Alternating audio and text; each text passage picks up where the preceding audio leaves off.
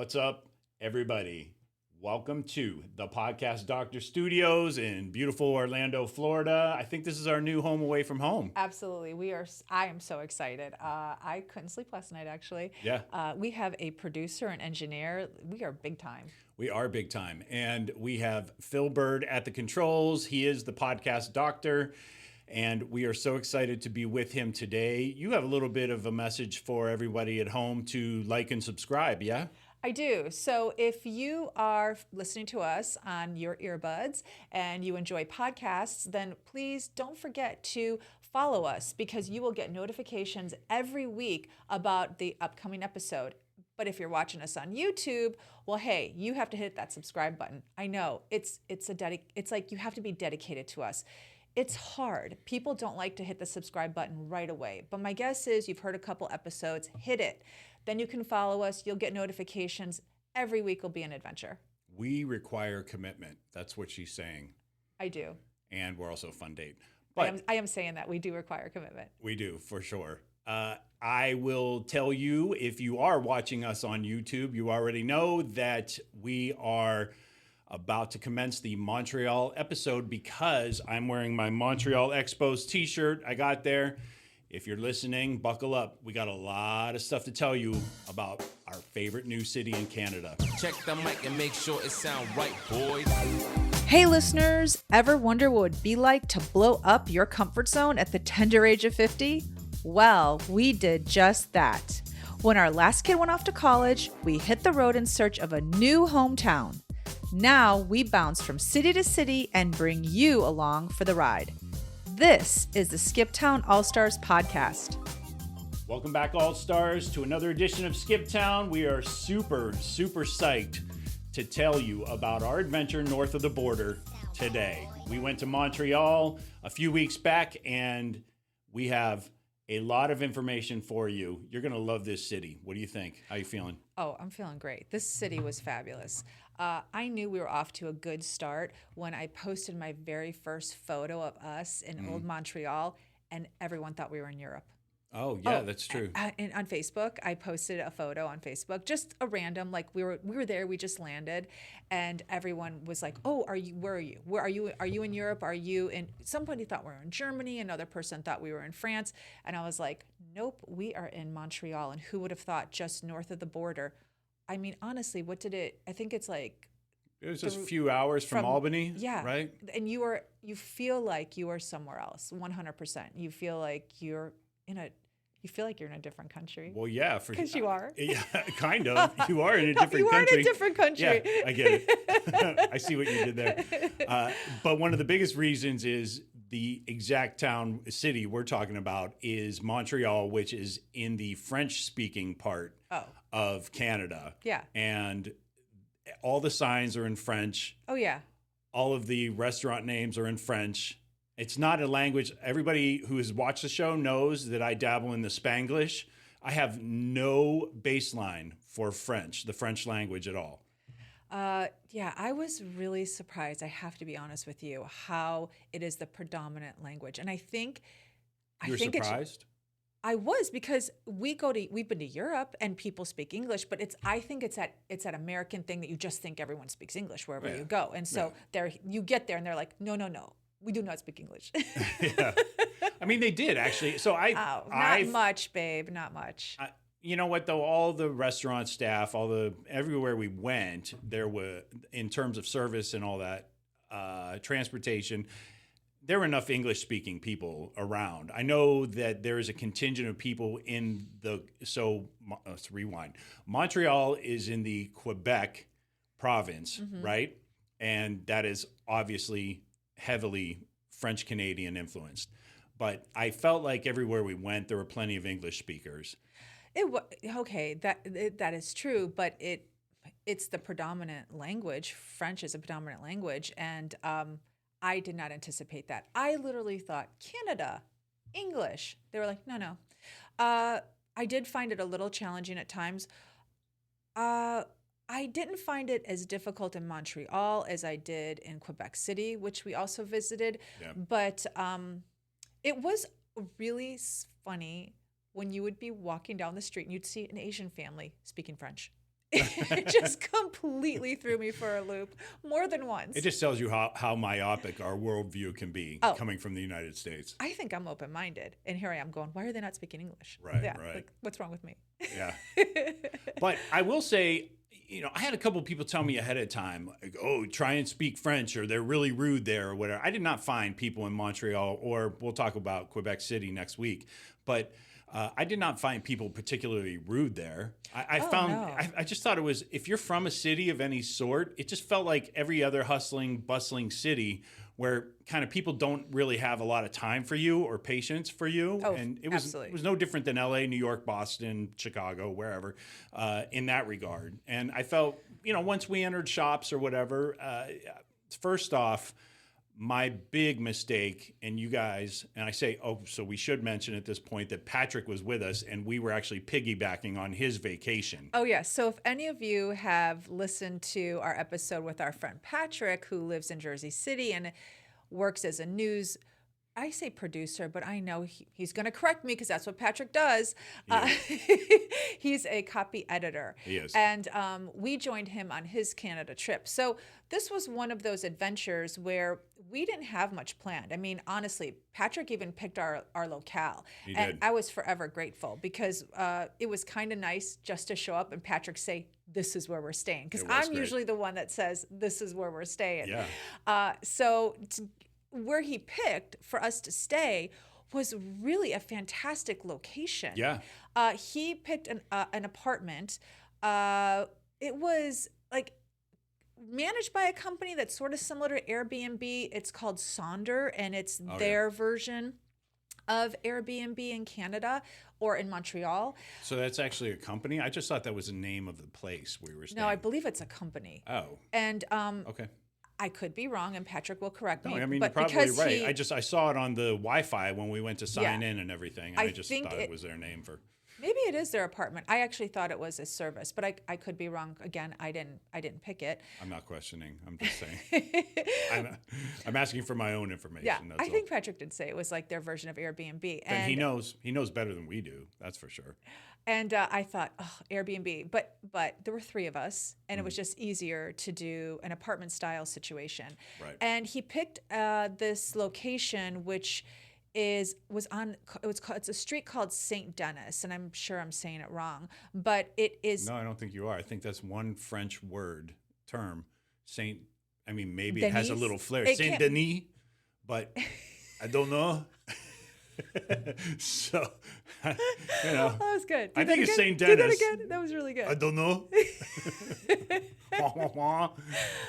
And the street actually ended where Old Montreal began. And if you're going to Montreal, the one thing I should say is that the really popular area for tourists is Old Montreal. But, we had to ask Cousin Judy before we left. We did. So I did. I sent a quick email to Cousin Judy asking her where should we go, and she quickly responded with a hit list. And we did not get to go to all of those places. Montreal's big. It's huge. You said it. It's a city, and It's huge. it behaves like a city. People are quick. It's expensive like a city. It's fashionable like a good city should be. Yeah. Everyone was dressed so well. That is the one thing that I did not anticipate. Except for me. Yeah, you were just okay. I was just okay. Yeah, you did not have everyone was wearing stylish shirts. Mm-hmm. You just had your T-shirt. I did. Yeah. I was full on American tourist. You didn't have New Balance tennis shoes, but I can't even say that anymore No, because I now didn't New have- Balance are trendy. I know, New Balance are trendy. Yeah, But I was going to say, I was such an American tourist, and going back to my wah and all that stuff. Yeah. The first place we busted into, remember, I walked in all, American. brash, and I said, Bonvenue. Remember that? I did. And Patrick quickly, he's like, it's bienvenue. And so I was trying to be friendly. I was doing my best. Bonvenue. I know. Yeah, that's Because I great. know I do. Okay, the one thing I will say is every shop or restaurant you walk into, you kind of have to say hello. It is Oh. considered rude if you do not say hello. So cousin Judy schooled me real quick. Yeah. I mean, when I sent her that email, she actually picked up the phone and called and said, okay, I sent you an email back, but heads up. Yeah. When you are there and you walk into a store, you say hello to everyone. It's a very American thing to walk in and not even make eye contact. Do Right. not do that there. You're already American. They see you coming a mile away. They're rolling their eyes. Say hello. They will bust your ass. They will. Yeah. But okay, so you mentioned city. Just let me spit out a few facts real quick before yeah. we proceed. Bring it. Montreal, the largest city in the Quebec province, it is the second largest city in Canada, Toronto being the first, right? Population of 4 million people, right? Ninth largest in North America. Oh, that makes sense. It felt Between big. Mexico, the United Yes. States, and Canada, right? That would be North America, right? Uh-huh, yeah. And it's We're the with- second. We follow. We do follow. Yeah. It's the second largest French-speaking city in the world, next to Paris. I believe that. Yeah. I because it's so large, I actually thought, and we're going to get to it, that Quebec City was more challenging with regard to language because almost everyone there spoke French. Yeah. But with regard to population, that makes sense because Montreal is obviously bigger than Quebec City. Yeah. And yes, And I think if you live there for any length of time, even if you're coming from somewhere else around the world, which obviously many people did, you acclimate and you start speaking French because you kind of sort of have to. yeah. Did you know Montreal was an island? I actually did not know that until we were there. I did not know that until we left. Oh, I really? mean, I saw the St. Lawrence River, but that was the only body of water I saw while there. I did not realize Yeah, you it's didn't an realize island. it surrounds Yes. the St. Lawrence River is basically surrounding Montreal. Well, then I had to look it up because I was like, why didn't our tour guide tell us we're on an island? Like, just it didn't even nobody said, even Patrick, you didn't even tell us Montreal was an island. But I had to look it up, and here's what I found. That it's the St. Lawrence River is one side, the Prairies River is the other side. Oh, so it is and a different then, river. Yes, and then the St. Lawrence River feeds into the Lake of Two Mountains. Okay. That was my research I did. That's very after good. the fact. Man, yeah, you busted out some geography this time. I like it. I did. So let's talk about geography. Montreal is named for Mont Royal. Makes sense, Yes. right? Never thought about that as an American going up there. But there are rules. Mount Royal, of which I think it's Montreal. Oh, look at See you. that? Oh my gosh. I did it. You See weren't how I doing did all that, but you together? weren't doing it while you were there. Oh, no, I was too afraid. I was scared. You were going to get the side eye. I was. But one of the rules that I noticed there, I think multiple people told me, was that no building in Montreal can be built higher than the top of that mountain. Okay, you're It's right. a rule. It is a rule, and I questioned our tour guide because we did take a tour. Mm-hmm. That is something we'll discuss in a second. But I said to her, that building is definitely higher. Like, we're on the tour, and I said that building is definitely higher than Mont Royal. And she said, no, it's not. And I said, look at it. She goes, it's an optical illusion. Yeah. And she was right, because once we stepped outside and I You looked, measured it. I eyeballed it. My eyeballing it was not so good in the building, but Of once I course. walked out and about 4 blocks down, I was like, huh, what do you know? That tour guide who's lived here her whole life was right. Yeah. Yeah. The building was not higher than Mont Royal. The building was not. Yeah. So let's talk about that It's whole the area. highest mountain in the Montreal area. Yes. I believe I said that. Oh, okay. Just making sure. Just making sure you got that. But if it wasn't Yeah. clear. Yeah. Okay, so do you want to talk about our tour real quick, or you got other stuff in front? Oh, no. Let's talk about our tour because that was, well, here's what I will say about the tour. You can talk about it. When Patrick mentioned the underground city of Montreal, Yeah. I thought it was catacombs. I thought it was catacombs too, like we discovered in Savannah, Georgia. They have all those pirate caves down there, Yeah. and sort of like below earth alleys and stuff where they would drag, people would get drunk in bars, and then they would drag them out and basically, what's the name of the Shanghai them, I believe is the word. I think that is the I word. think it's Shanghai Oh them. my gosh, I think you're right. Would Yeah. that was that like rob them and what No, was they it? would basically steal them. It's like kidnapping. They would kidnap them and force them to work on a ship. Oh, that's right. That's Yeah. what they would do. Yes, yes, yes. So I was expecting that at the underground city in Montreal. I thought we might get shanghaied. Yeah. Oh, you thought we were going to get I Shanghai. thought we were going to get sent down the St. Lawrence River and out to sea. Yeah. No, I just thought it was going to be a lot of rats and like old subways. That Old were barrels of ale. Yeah. Stuff like that. yeah. Black mossy cobblestones. And then Patrick kept saying, no, you have to go. You have to go. Yeah. And I was like, oh, he's pushing me on this tour. I literally was like, why is he pushing me on this tour? Yeah. Thank goodness he did. Yeah. Because what happened when we showed up? What did you see? What was it? Well, I think we met her at the Four Seasons Hotel. We did. So there was no way we were going down to Catacombs if we're starting the tour at the Four Seasons. Exactly. It only gets better from there. It did, for sure. So we started at the Four Seasons, took an escalator down, and then what happened? And then what happened was, I have to break out notes for this, sorry, because it's a lot. The underground city is 20 miles of tunnels that weave through the city. Yeah, but it's not just tunnels, you guys. It's an actual underground, fully functioning city with flower shops, Malls, like stores, restaurants, bars, train stations that link multiple train lines to each other. Yeah. It's you could effectively live in the underground city, never see the light of day. Yeah, there are campus buildings from local colleges down there. Yeah, you can take the train from Banks. from your house, because you can take an elevator right from your apartment, condo, down to the underground subway. Well, I'm sorry, underground city, not subway, because it's not. It's a city, but there is a subway, many different stations in the underground city where you can catch your train and go right to work, go to a friend's house. You honestly never have to go above ground if you don't want to. No, and I found a fun fact that we did not discover on our tour, and that is the underground city is more populated in the summer from people getting away from the heat than in the winter from people trying to get away from the cold. So I actually thought the opposite, because remember I asked her, so was this built for the winter? She said she didn't really specify that was the reason that they had built it. She said initially the cold weather brought people inside, so, they wanted to give them an option. But to hear that summer is predominantly the most popular time makes sense, because when we were there, we did not want to. It was hot when we were there. We didn't want to leave the underground city. Remember? It was nice and cool down there. Yeah, it was really nice and cool. It was. So, all right. So let's talk about our little adventure, food and restaurants and all that. Okay. So our tour was pretty lengthy. I mean, what was it, like 2.5 hours? Yeah, it was long.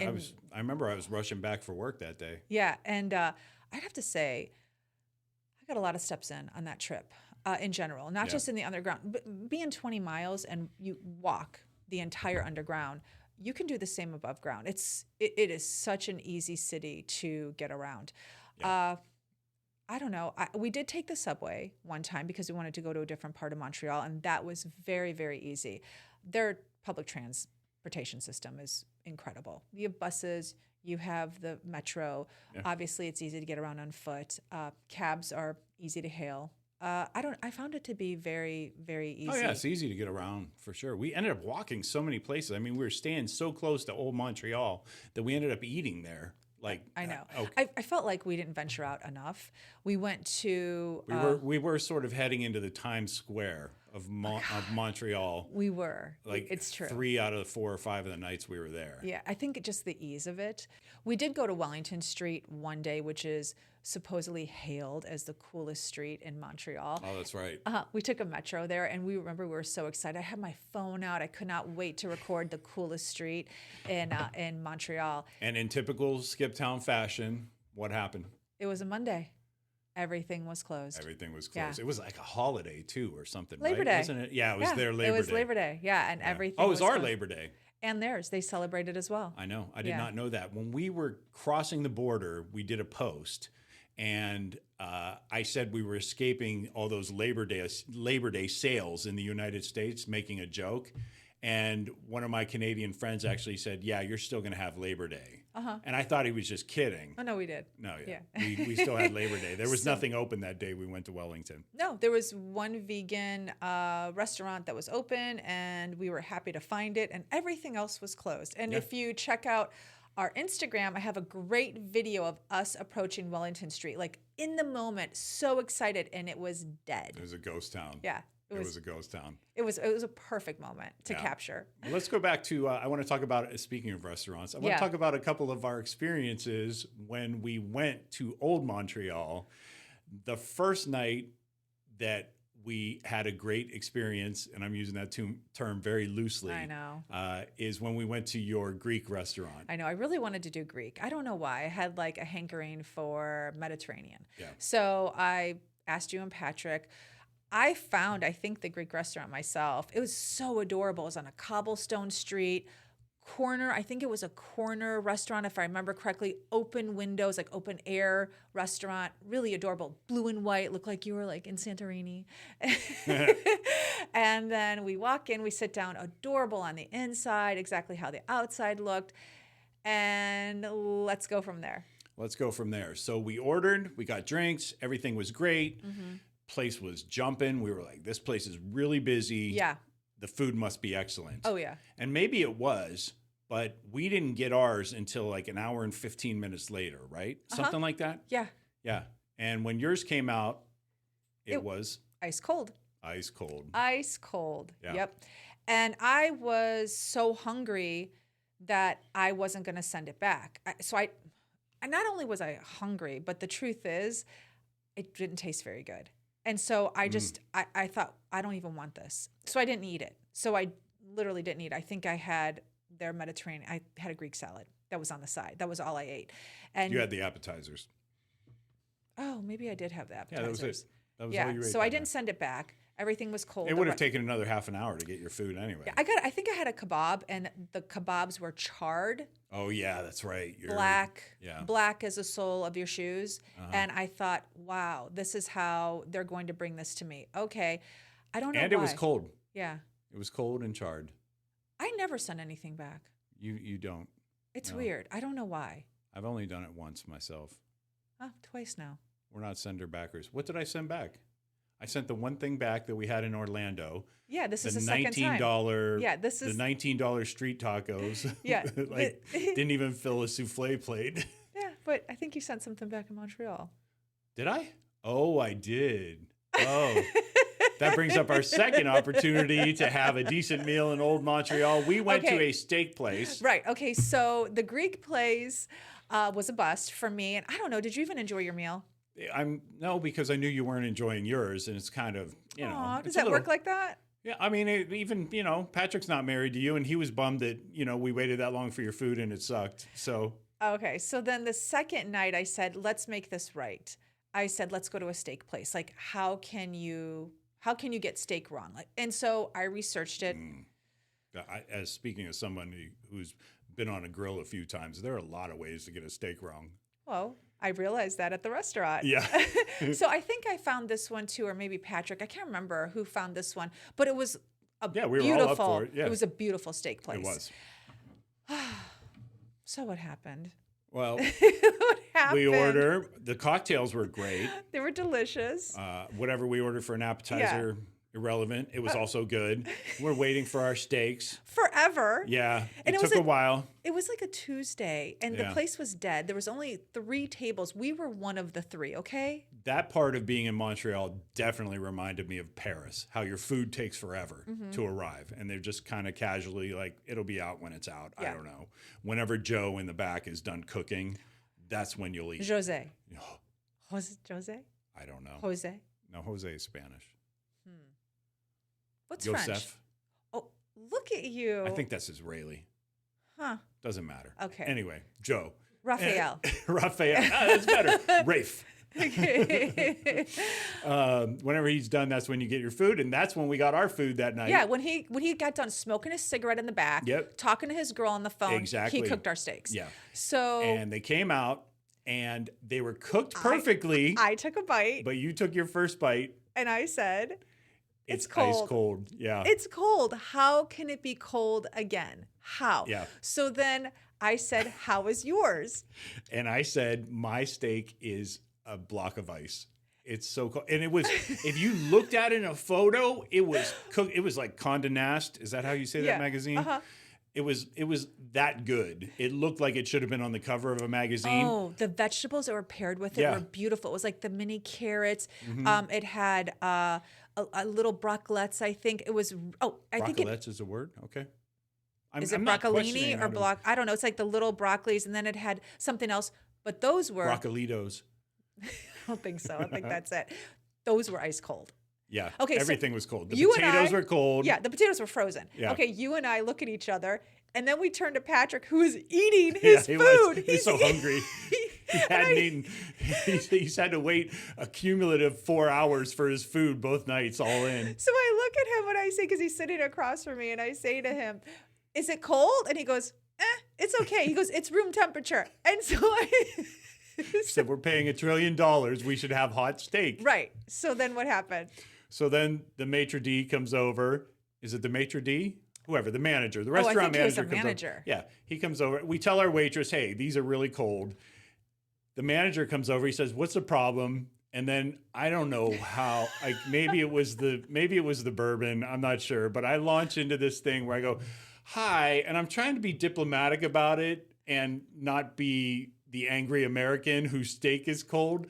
But it came out and I said, is it customary? Because we've had this experience in as many as 2 nights, twice in as many as 2 nights, where the food has come out cold. Is that customary here in Montreal? And you two both looked at me like, where are you going with this? Just tell them the food is cold. We're starving. You like went into a storybook. Like Oh my God. you seriously went into a storybook where you were like, here's how I heard it. Patrick and I are thinking, just send the food back. And you go, is it customary? Because, we've had this twice now where the food is cold in Montreal. Is that how you serve your food?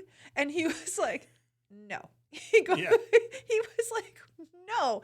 So they whisk away. Everybody comes. It's like, Yes. it's in a movie where it's like, no, this will never do. And they, everybody comes and Yeah. they steal our plates. And Patrick's kind of disappointed. Yeah. Patrick is mid. I'm literally, if you're watching me on YouTube. Yeah, he's chewing a piece of steak Yeah. as I'm talking to the manager. And the manager says, Yeah. is his cold too? And I said, yes, his is cold. And Patrick was like, what? They just take his plate out from under him. And he goes, it was room temperature to me. And I said, no, it's cold. Everyone's is going back. That's right. So And then then another 20 minutes go by, 30 maybe, I don't know. They bring the food out and they set it down. And why don't you tell the people what happened then?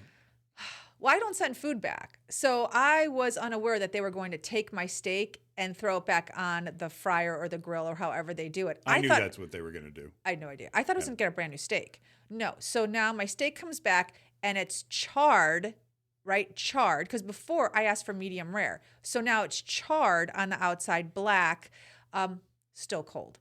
Yeah. Still ice cold. cold. And yours was cold. And It was. Now Patrick's was legit.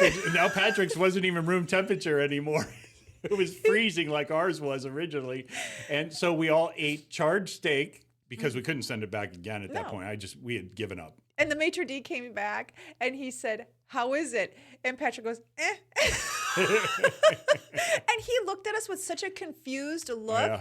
And none of us could even muster to tell him it was cold. We're like, it's fine. Yeah.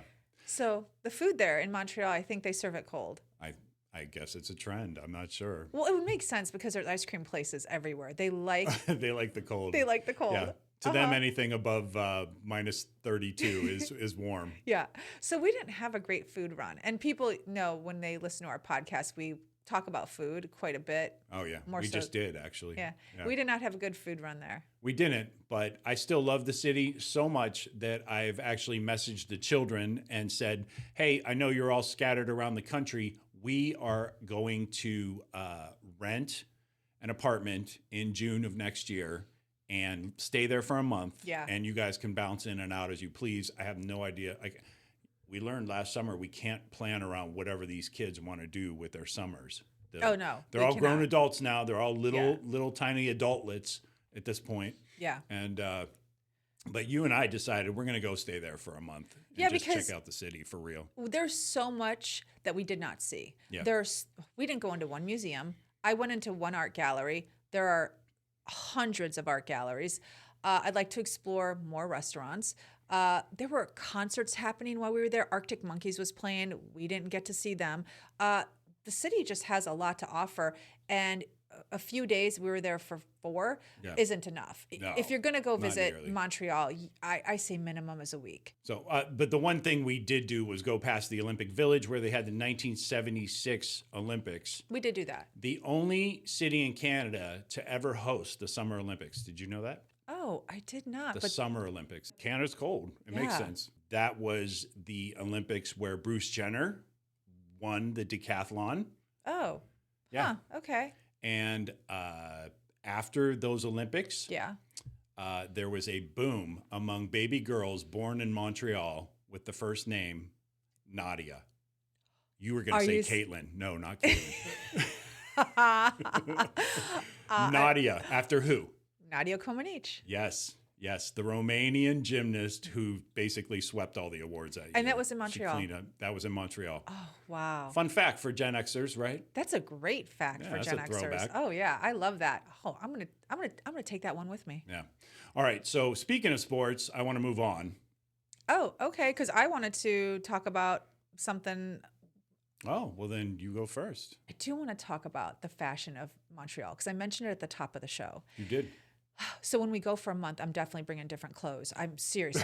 Like it was a joke. Why not buy them there, hon? Ooh. I'm just kidding. Please don't. Oh, well, speaking of buying clothes. Yeah. Okay, so JCPenney or Kohl's? For me, Well, not me. I like both. Do I have to pick one? Yeah. Oh, okay. Kohl's is a little more modern.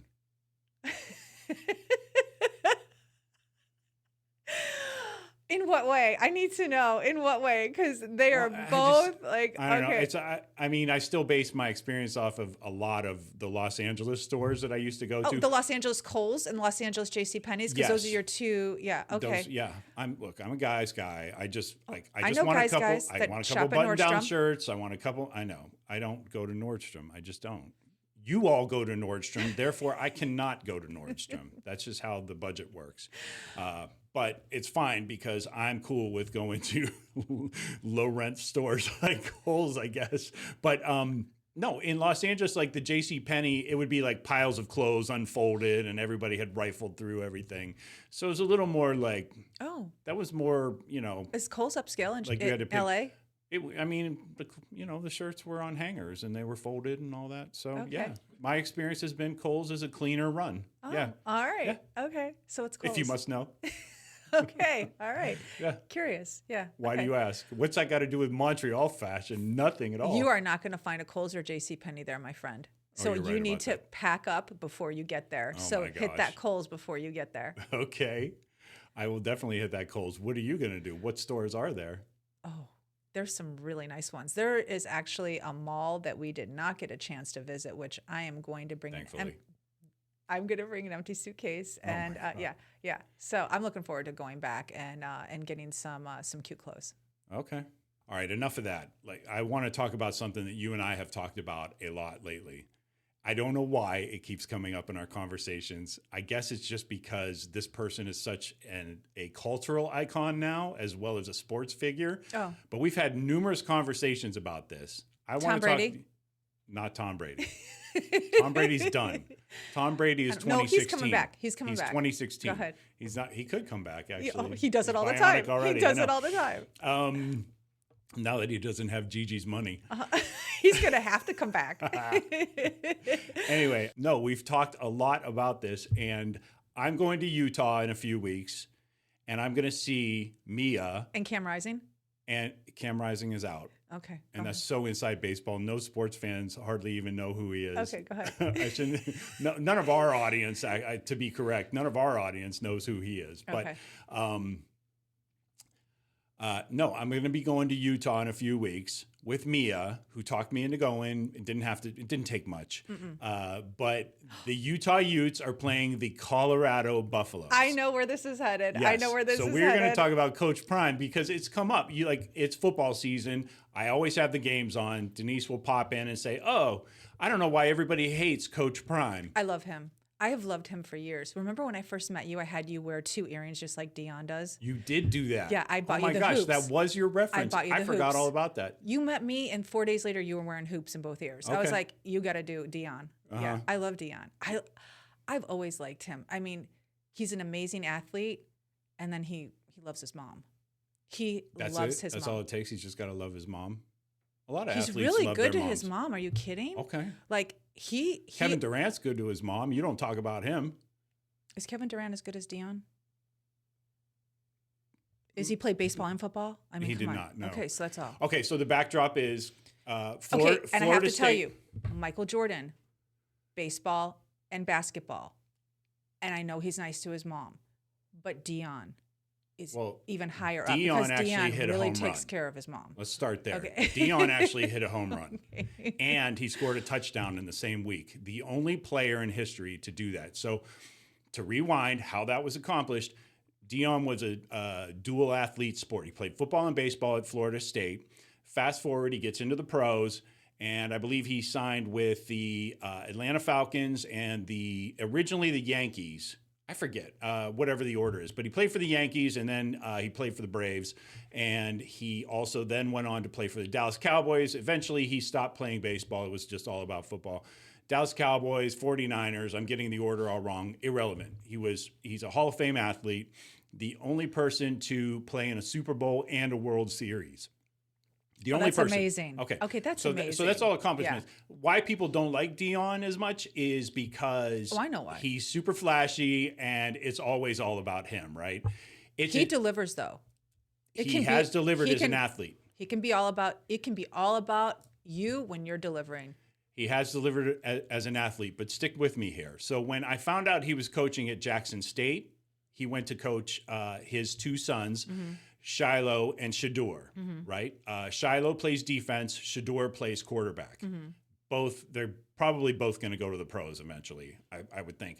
That made me rewind a little bit because, back in LA, I worked on a show for Oxygen Network.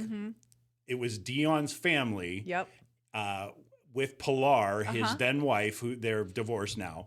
And it just brought back all these memories because I saw all the outtakes on this thing, right? Oh, yeah. He's sassy. He is, but not only that, like every single scene becomes about him. And it was Oxygen Network. It was like the network for women. It was supposed to be his wife's show. And he just totally overshadowed every single person in every single show, right? And so my experience with him is like, kind of over it or whatever. He was a commentator. I think he's super entertaining. I always have. Just, from the standpoint of it's always about him, the spotlight's always on him, I'm kind of like over it, right? So cut to, he goes to Jackson State. I know, because you've been over him for a little while. I have. Before he coached Jackson State. Well, because I had to edit all of his outtakes. Like I had to edit him out of scenes to make the show actually Pilar. about his wife. I know, Yeah. I know. So it took a lot of work. And so, whatever. I'm especially passionate about that, but I'm done. That's like, you think I wouldn't be bitter anymore, but I am. And so... And so we're going back to those long hours. You were 2008. You were cutting out Dion. Surly 2008 me right now. Anyway, he goes to Jackson State, historically black college, right? His two sons are playing with him. It's a fantastic story. Kind of upgrades the program or maybe even turns it around. And all of a sudden, I think he's like, I want to say his record is something like 26 or 30-6 or something like that. And for the previous 2 years, he was, I think he went 11-0 or 8-0. I forget how many teams are in the conference. Doesn't matter. He basically won every single game. I think they lost their championship games or whatever, or their bowl games or something. So he had a few losses sprinkled in there. But anyway, now all of a sudden, people are flocking to Jackson State. Nobody ever was before. Right. And so it's a big deal. Like absolutely. The cameras came, the kids came, everybody came. And he put his money where his mouth is. He absolutely did as a coach. So now he comes to Colorado and it was a big thing. We coming, right? And those were the hashtags and everything. And I know a lot of people in the Pac-12, especially coaches, and I hate to say it, a lot of white coaches were, we don't wear sunglasses in our press conferences and all this other stuff. And it's like, because it's very traditional. These like fuddy-duddy who've been there for years. Coaches. There for years. And he's coming in and he's bringing Dion. Yeah. So anyway. Which I love. Yeah. Cut to this year, Colorado, they're 4-4 right now. And I'll get to that in a minute. So it's been sort of meager success, right? But Colorado, the stadium, the school, has as many sellouts now this year. They've tied their 1993 record. They've had 5 games sell out. So again, the cameras came, the kids came, and all this other stuff. And I will say leading into the beginning of this, this is all going somewhere. And so I would say leading into the beginning of this season, I was like, Dion, it's always about Dion. It's not even going to be about the kids, right? And I kept saying that it's going to be about him getting his 2 sons into the pros and whatever spotlight he can get. So they've gotten there, and they were in some really close games with some really big teams. Like they almost came back and beat USC.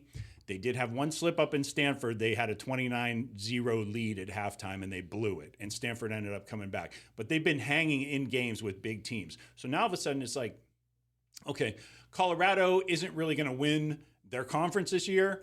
But considering that they were a dumpster fire a couple years ago, he's done a great job with them, right? And now everybody's piling on. It's so weird. I've come like full circle, and I'm like, leave Dion alone. He's done all this stuff for this school. Like he's had 5 sellouts. He's, you know. Oh, are you a Dion fan now? I mean, I find myself defending him, which is a weird place for me because he was out of all the athletes I've ever loved. Mm-hmm. He hasn't been one of them, right? And so now all of a sudden I'm like, don't pile on Dion. That's not cool. Look at you. Look, you came around. I did. Well, when he had his first run and was doing well at Jackson State, I seriously was going to send him a DM and ask him if he would coach Ellie's volleyball team at Seattle U. But then I stopped myself. Do you know why? Because I started seeing other people doing it. Like there were moms from hockey teams in the Midwest setting him.